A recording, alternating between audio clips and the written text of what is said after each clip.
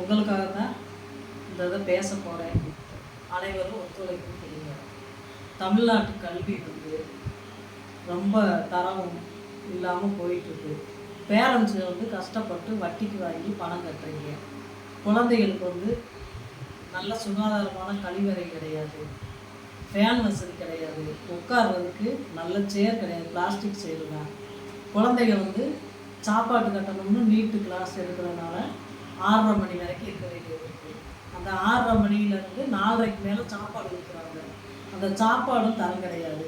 ஆனால் பேரண்ட்ஸ் என்ன பயப்படுறாங்கன்னா, தான் போய் ஸ்கூலில் கேட்டால் பிள்ளைகளை வந்து ஃபெயில் ஆக்கிடுவாங்கன்ற ஒரே பயப்படுறாங்க. இது வந்து ரொம்ப ரொம்ப இதாக போயிட்டுருக்கு. குழந்தைகளை வந்து ஞாயிற்றுக்கிழமைகளோட ஸ்கூல் வச்சு குழந்தைகளுக்கு ரொம்ப பாட சுமையும் அதிகமாக இருக்குது. அங்கே இருந்து படிச்சுட்டு வந்த குழந்தைகளும் மறுபடி வாரம் பூரா ஞாயிற்றுக்கிழமைகளோட லீவு கிடையாது. அதுக்கப்புறம் வீட்டில் வந்து அவங்களுக்கு ஹோம்ஒர்க்கு எவையிலோட இது கொடுத்துட்றாங்க. தூங்கவே 11:30 ஆயிடுது. குழந்தைகளுக்கு ரொம்ப இதாக இருக்குது. 10க்கு மேலே படிக்கிற பிள்ளைகள்லாம் அந்த ஒரு ஏஜ் அட்டன் பண்ண குழந்தைகளுக்கு ஒரு டைமுக்கு யூரினுக்கு விடுறதா 10 நிமிஷம் டைம் தராங்க. அதில் அவங்க எத்தனை பேர் அந்த கழிப்பறையில் போக முடியும்? அந்த குழந்தைகளை டைமுக்கு அந்த இது பாத்ரூமுக்கு அனுப்புறதுக்கா இதுக்கெல்லாம் அவங்க வந்து அந்த இதுக்கெல்லாம் விடுறது கிடையாது. கேட்டாங்கன்னா உட்காருங்க, இப்போ தானே போயிட்டு வந்தீங்க அப்படின்னு சொல்கிறாங்க.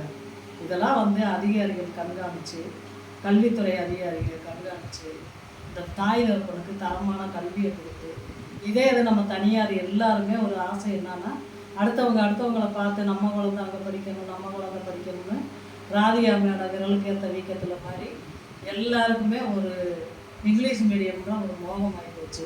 இந்த அதிகாரிகள் கண்காணித்து இந்த குழந்தைகளுக்கு ஒரு விடிவுக்கு கொண்டு வாங்க.